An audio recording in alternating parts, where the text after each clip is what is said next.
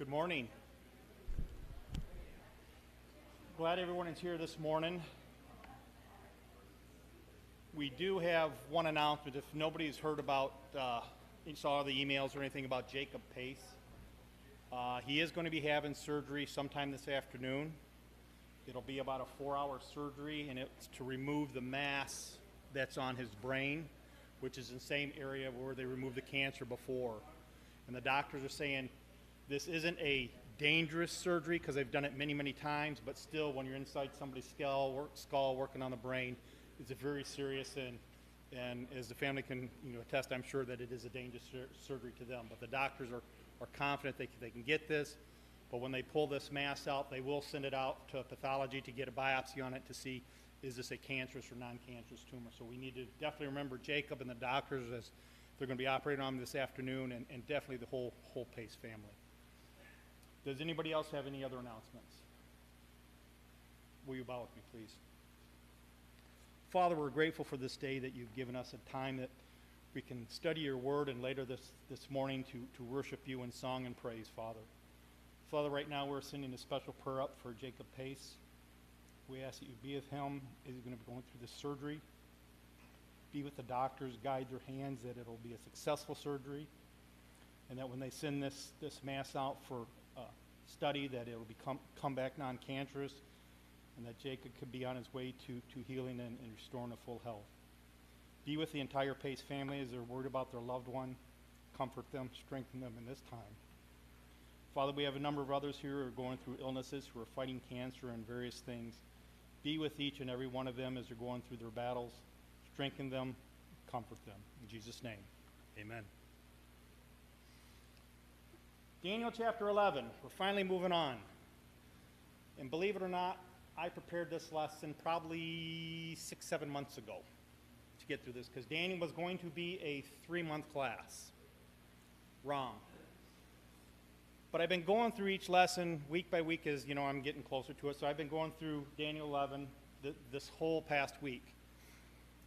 And reading through it 2 or 3 times, it's like there is a lot of information here.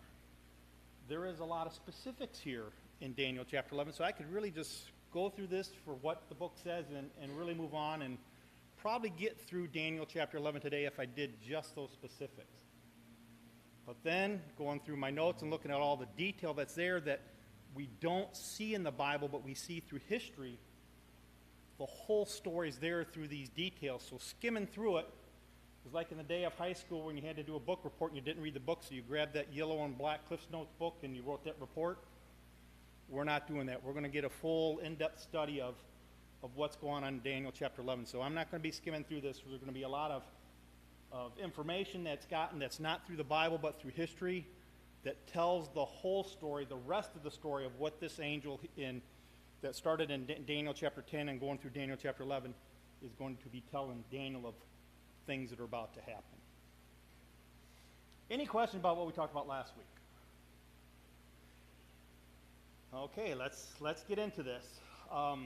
We ended with Daniel chapter 10 with the angel telling that he's eventually at verses 20-21 that this angel is going to return to fight the prince of Persia because the prince of Greece is about to come. But however, he's not going to leave right then because he's got to tell Daniel what's going to be happening. We hear that in Daniel chapter 11. And Daniel chapter 11 verse 1, in the first year of Darius the Mede, I arose to be an encouragement and a protection for him. If we remember last week, I said I made a mistake in my timeline that I initially said that chapters 11 and 12 happened before chapter 10. I misread my notes. They're concurrent with chapter 10. They're happening right after chapter 10. And I want to make sure everybody still understood that.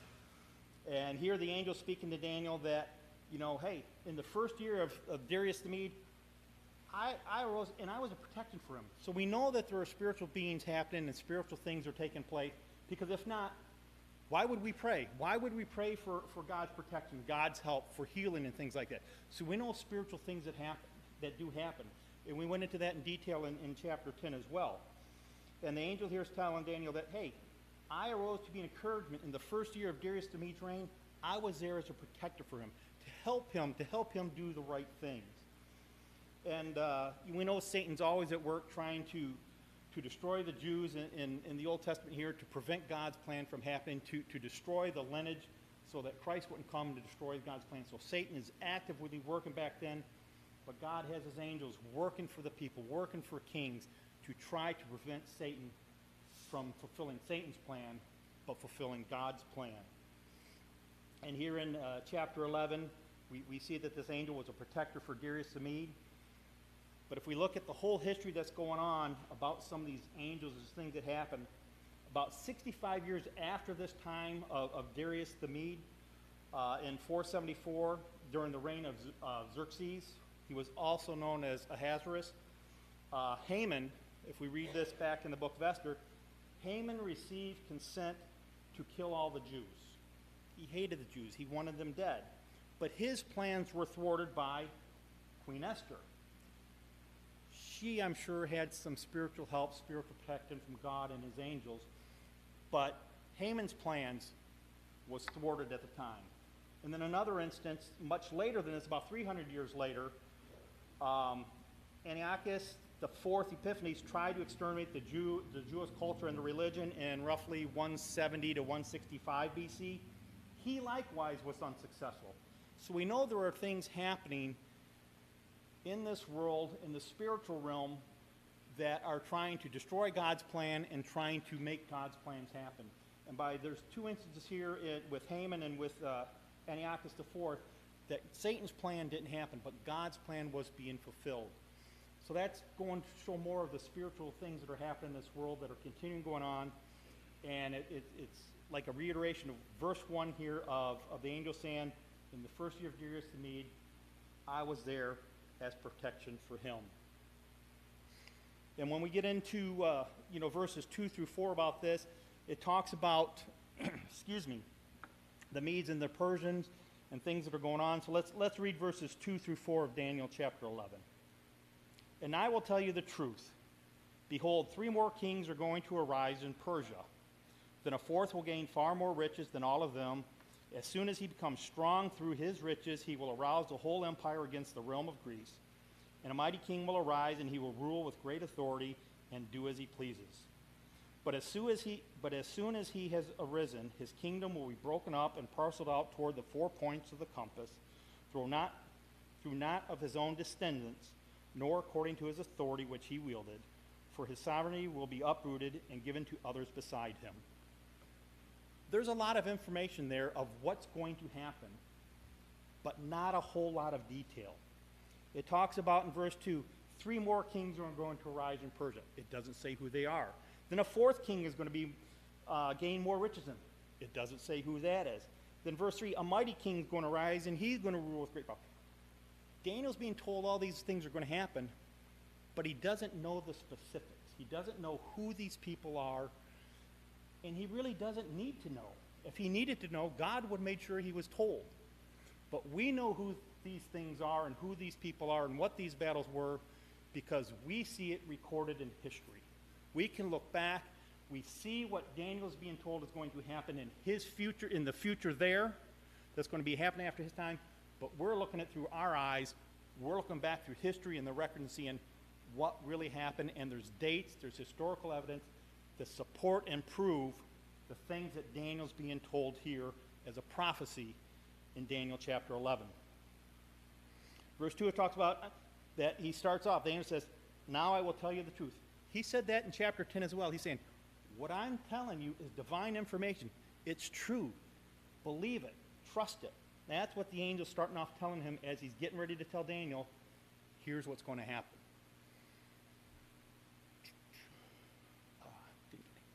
Ted, do you know how to turn on that?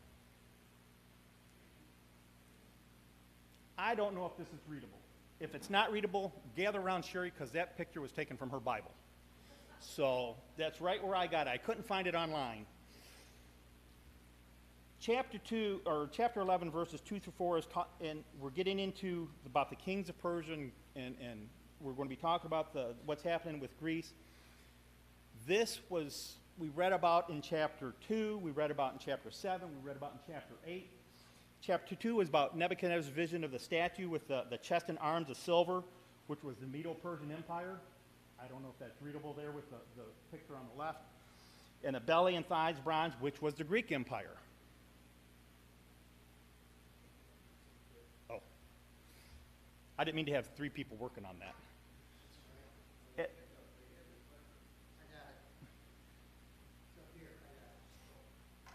Thank you, Bill. We read about that in Nebuchadnezzar's vision in chapter 2. Then in chapter 7, Daniel had his visions about the 4 beasts. And the second beast was the bear, which was the Medo-Persian Empire. And then the third beast was the winged leopard, which had 4 wings with 4 heads, was the Greek Empire. And that's all going to come into play as, we continue reading through Daniel chapter 11 here. And then in Daniel chapter 8, Daniel's vision of the 2 beasts was strictly about the ram and the goat. The ram with the 2 horns, the Medes and the Persians. There was a longer horn, which contained more power, which was the Persians. We see that through history of what happened. And then there was the goat, the Greek Empire. And this had the 1 horn, which is Alexander the Great, and it was eventually broken off, and 4 other horns replaced it. We know that Alexander the Great, after he died, 4 of his generals took over the Greek Empire and started running. I don't want to call it the Greek Empire anymore because there were 4 separate entities and 2 of them really went at each other for a while. And so we see these in chapter 2 and chapter 7 and chapter 8, these prophecies of things that are going to happen from 2 different people. We're now seeing here again, Daniel's being told in a little more detail, a little more specifics here in chapter 11. Here's what's going to happen. It's going to be happening by these 2 empires. And he's specific. In verse 2, he talks about there's going to be 3 more kings arising in Persia. He's not saying who the kings are, but now we know it's Persia.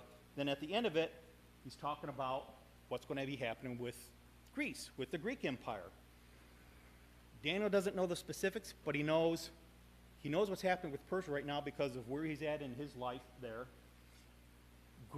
The Greek Empire is starting to become an entity, but they're not built and fully up to power yet. That's going to happen years down the road. But through these dreams and visions in chapter 2, chapter 7, chapter 8, Daniel's being told a little more detail here in chapter 11 of what's going to be happening with some of these specific empires that he had visions on and visions that he interpreted. And we're seeing Daniel's being given specifics, but he's not being given detailed specifics. But we can extrapolate the detailed specifics of this by looking back through history, looking at the timeline, looking at these dates, and seeing what's going on. And several weeks ago, I believe it was Ted that said that God put these little pinpoints on like a map there, that these are very specific points of what's happening. We can go back to some of these pinpoints through history with dates, and these dates of what actually happened in history coincide exactly of what we're being told about what's happening here in Daniel chapter 11 and throughout the Bible itself. Any questions? I'm going to be throwing a lot of information and a lot of history at you. Ted.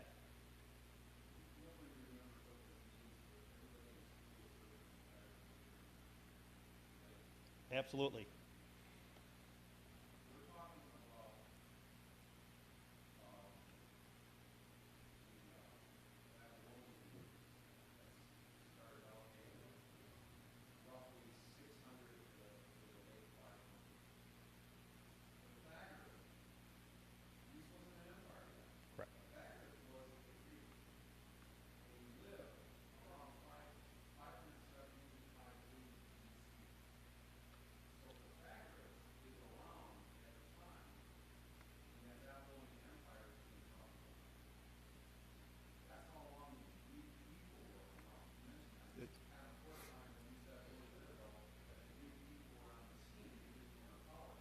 Right.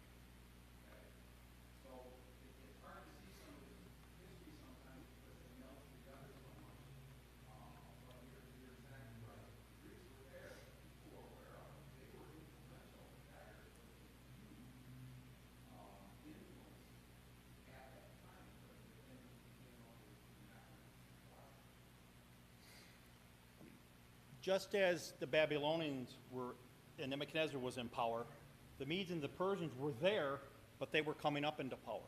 As they became more powerful, the Greeks were there. They were starting to become a force. As they were there doing that, the Romans were there. they were starting to become force. All these empires didn't happen to mature and become powerful houses at the same time.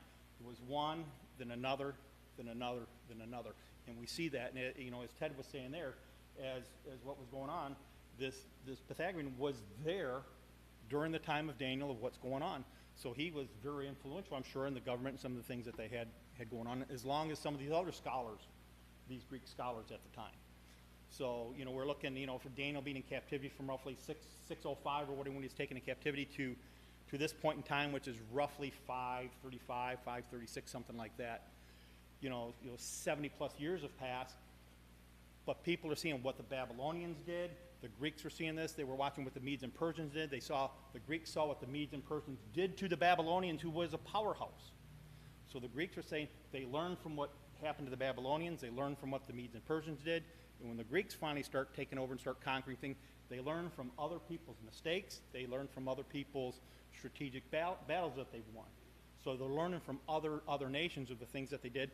Plus they had their own scholars, their own people in their military and their cabinet that could help them mature as a nation and grow as an empire to become a powerful domination, over the globe. Any other comments? Thank you, Ted. And continuing on with this, in verse 2, the angel says that 3 more kings will arise in Persia. If we assume that the 3 more will arise are going to be happening after the current king being Cyrus. If we assume that the following 3 kings are going to be the ones that are arising, these are the next 3 kings in line after Cyrus. Cyrus was there from roughly 539 to 530. Then his son, Cambyses, was from 530 to 522. He was Cyrus's son, and history tells us that he died from an accidental wound that was self-inflicted while he was trying to mount a horse. So we wonder, how does one king come and another one come? He took over from his father, but he died allegedly from this accidental self-inflicted wound that after it happened, he supposedly got gangrene and died about 3 weeks later. So once he's out of office, the next guy is Gumara, also known as Bardia. He was in there from 522. He had no relation whatsoever to the royal throne. He had no relation to Cyrus, to any of his bloodline, or anything like that. He posed as an impostor and passed himself off as Cyrus's youngest son, Smerdis. And eventually he was found out. He was taken prisoner, and he was executed and killed.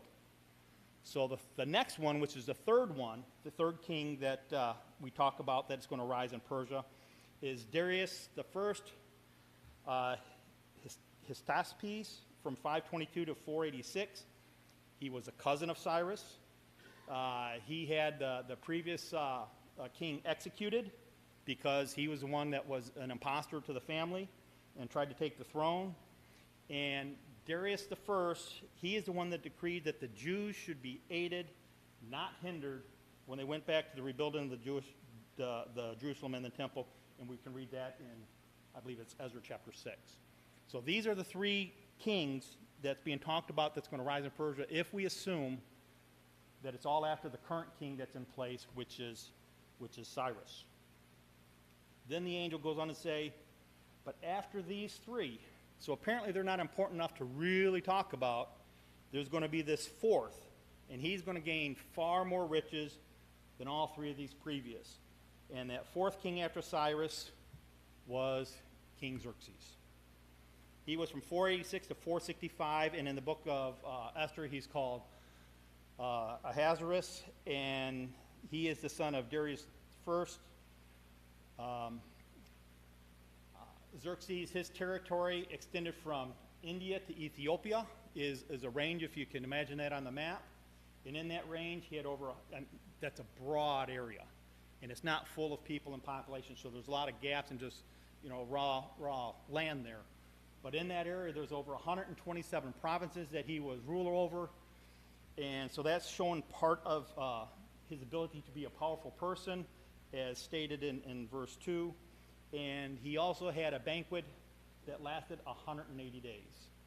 So that kind of tells you the riches and power that the King Xerxes had at the time. And we can read that story in the book of Esther. So that's okay. We'll let them talk. But we can read more of that story about this in the Ahasuerus or King Xerxes in the book of Esther, and you'll get a more complete picture of what's going on. And it's more than just a few verses; it's chapters in there that we need to read. And so I definitely recommend, if you want to know more about that, go through the book of Esther, and we can read more about King Xerxes. And he's the one, this fourth king, King Xerxes. He actually amassed more riches than all the three predecessor kings, and he had immense wealth. And we can read that from the book of Esther with, being over 127 provinces, all which are going to be paying tribute to him, taxes, so he's collected money from that. If he's able to host this banquet for over 180 days, there had to be great wealth in that to be able to do that. So we can read all that. And this is just showing that this king is saying in Daniel that this guy amassed a whole lot of wealth. We can read it also in the book of Esther, and history itself tells us that he did have these riches. He amassed more wealth than these other kings, and he did, throw on banquets, lavish banquets like this. But this one here, and that we read in Esther, lasted for over 180 days. And it goes on. After this king got all this wealth, he aroused, or he stirred up, the whole empire against the realm of Greece.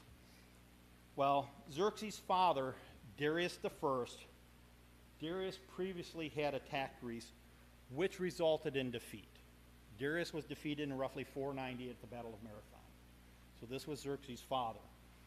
So about a decade later after that, Xerxes himself, whether it because he's embarrassed that his dad lost the battle or what, who knows, or he's just, land hungry, wants to go after it, he decided to attack Greece with a large army. Xerxes was successful in his attack until, which I really don't think of it, but back then they did have a navy. His navy was defeated by a Greek fleet at the Battle of Thermopylae and Salamis in 480. So he was doing well in his conquests, he was doing well in his battles, he was successful, he was wealthy, he was doing all these things, he was starting to conquer more places, but this one sea battle that he lost, and it caused him to second guess himself, so he started retreating to Asia. So Xerxes retreated to Asia, but he left some of his army there in Greece, and any of his army that was left in Greece, they were defeated with less than a year. So Xerxes is this fourth king is trying to regroup and get enough to build up and fight Greek again, because he's wanting to go after the Greek Empire. And when Xerxes retreated from that defeat in the naval fleet, when he retreated to Asia, he started doing things to get the people there in Asia. He tried to rile them up, get them stirred up, to get on his side to go against Greece. And by doing that, he was able to amass an army of over 3 million men to go and fight the Greeks. And he tried to do this and invade Greece, which, again, was because Darius' father started it roughly 10 years earlier.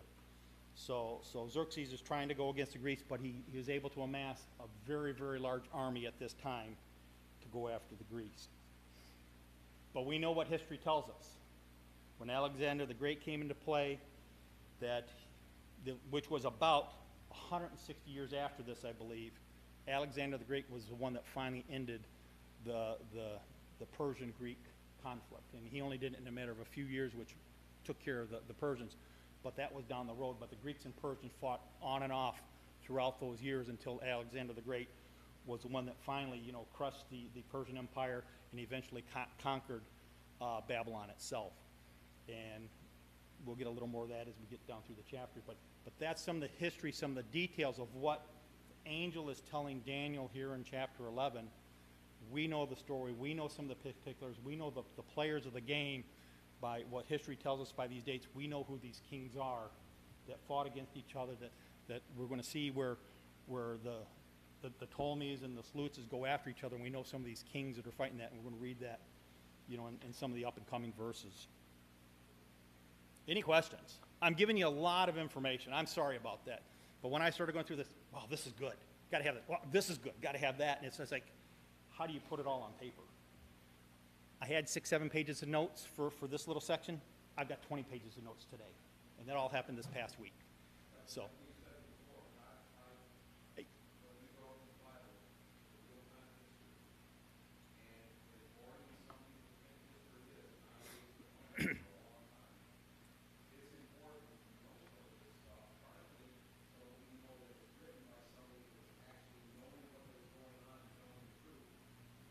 Absolutely.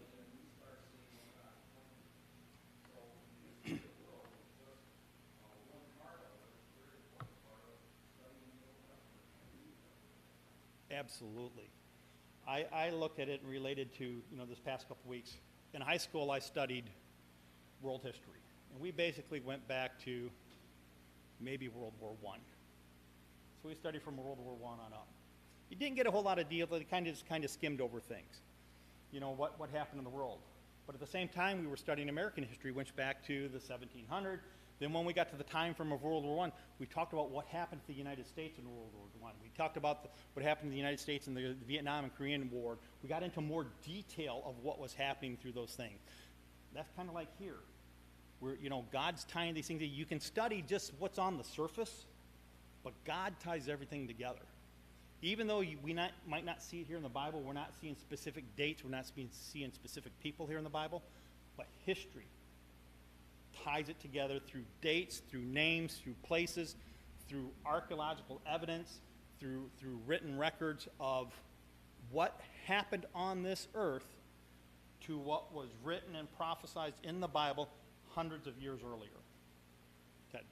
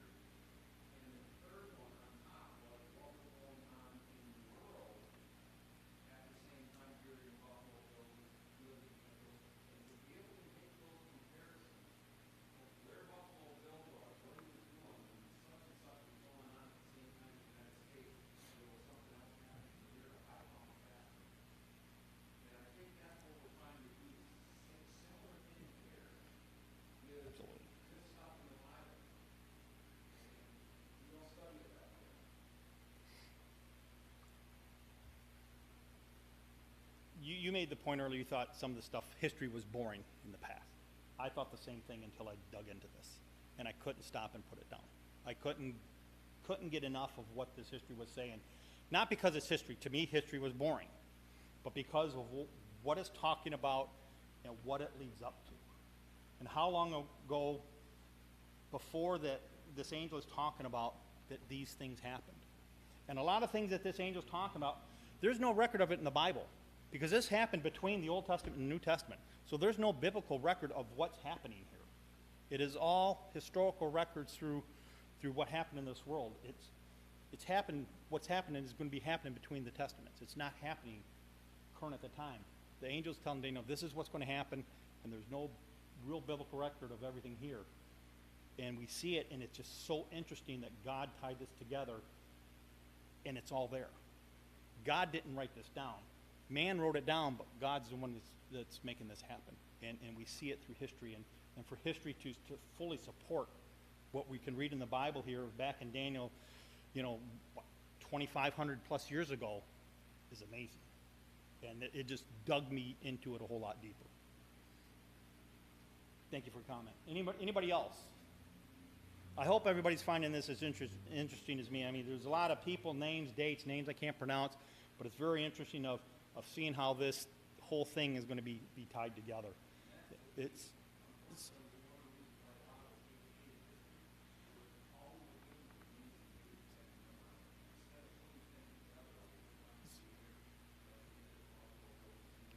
Yeah.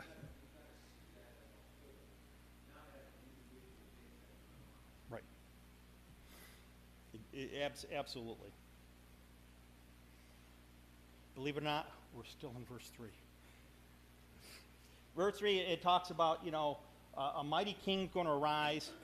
And in verse 3, this mighty king is not referring to one of the Persian kings. It's not referring to one of those three. It's not referring to that fourth great one that's more wealthier than all the other one. It is referring to that of Alexander the Great of Greece. It is basically skipping over 8 other Persian kings, going to a different empire, talking about the king of Greece. And a little bit of history. The 8 other kings that happened after these 4, these are the 8 other kings and their timelines of when they ruled over the Medes and Persians, more so the Persians. So these guys aren't important enough. Yes, they were rulers. They were not as influential. They were not as wealthy. They were not as powerful as what we read in verse 2 about these 3 kings are going to rise, then there's going to be a 4th one even greater. These 4 kings are much more important, more powerful, more wealthy than these 8 other ones that happened after these 4. And in verse 3, it shifts gears, and now we're going to be start talking about Alexander the Great for a little bit.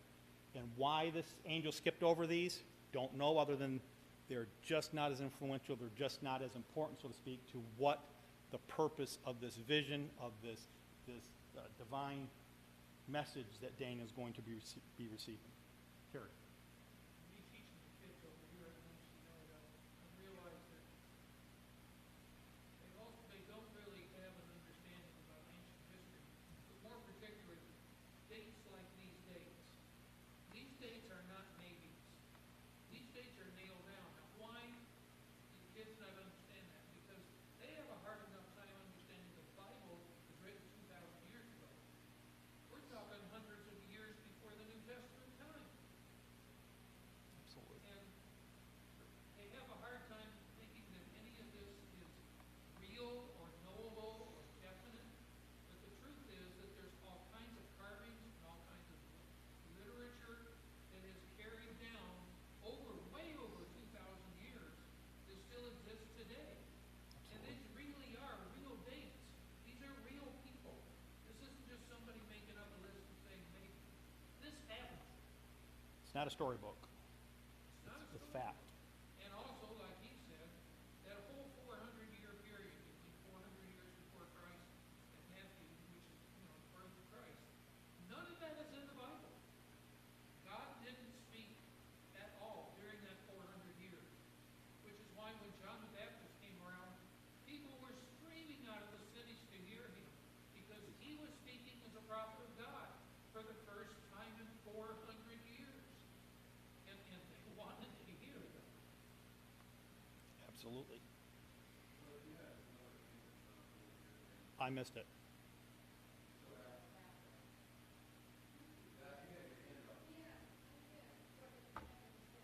That's okay.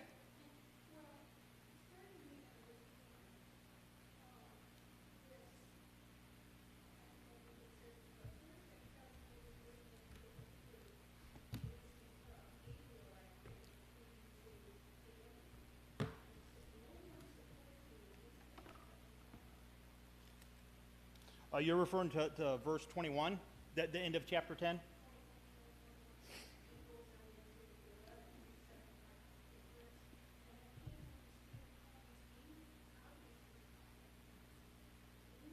Right.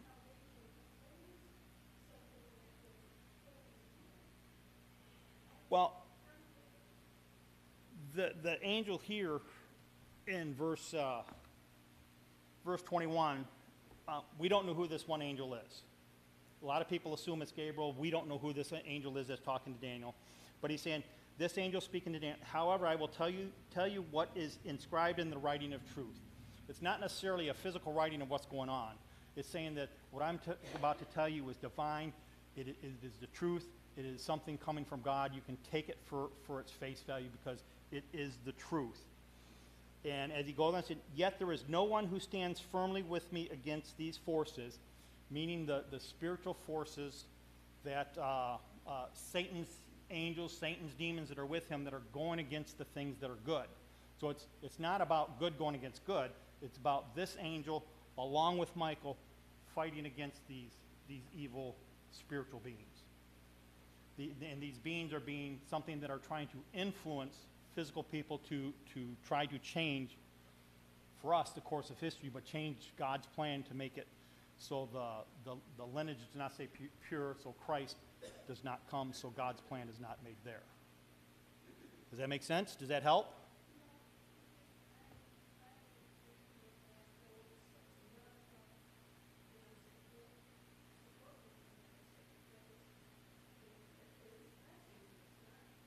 There's no other angels with him fighting this battle currently at that point except him and Michael. It's not saying that there's not other angels there that are doing this, that they decided not to fight, but it's just those two at this point that's taking on this battle. That's my interpretation.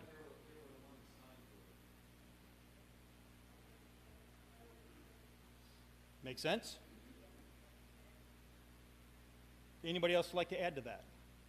Russ? You mentioned Haman and the book of Esther. Yes, sir. And for anyone that hasn't read the book of Esther, it's a book of law, mystery, and creed, and so forth.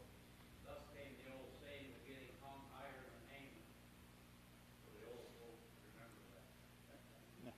And for those who, This way, it was Haman had the gallows made, or the gallows were made for somebody else, and yet Haman himself is the one that hung on those gallows. So his plan didn't go accordingly for him. Thank you for asking that question.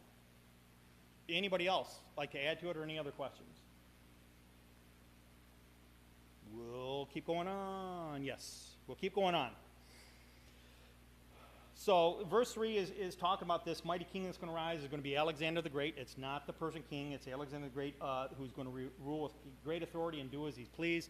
And through history records, we can see that he actually did that. And Alexander the Great actually really came to power over Macedonia in 336.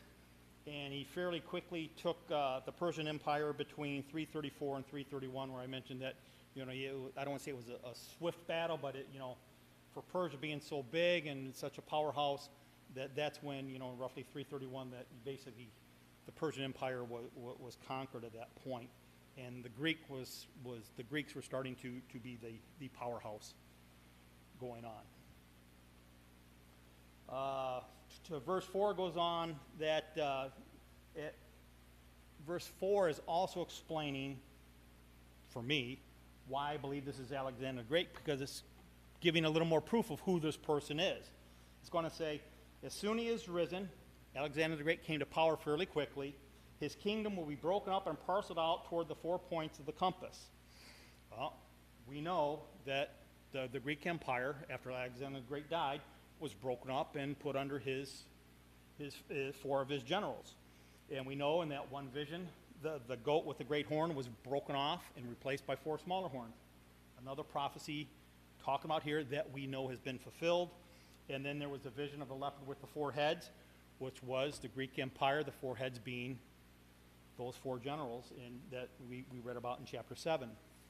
And history tells us that no division like that happened in the Persian Empire. It only happened in the Greek Empire. So this is more proof that this is talking about Alexander the Great and the Greek Empire. And unfortunately for Alexander the Great, he rose to power fairly quickly. He only reigned for about 13 years, and he died at the age of roughly 32, 33 years old. So he was not in power for very long. And all these prophecies that we're reading about here in Daniel happened well over 200 years before their fulfillment of what's going on. So that's one reason I think it's talking about Alexander the Great, because in verse 3, because of what we're reading on verse 4. So we know it didn't happen to the Persian Empire that we're reading about.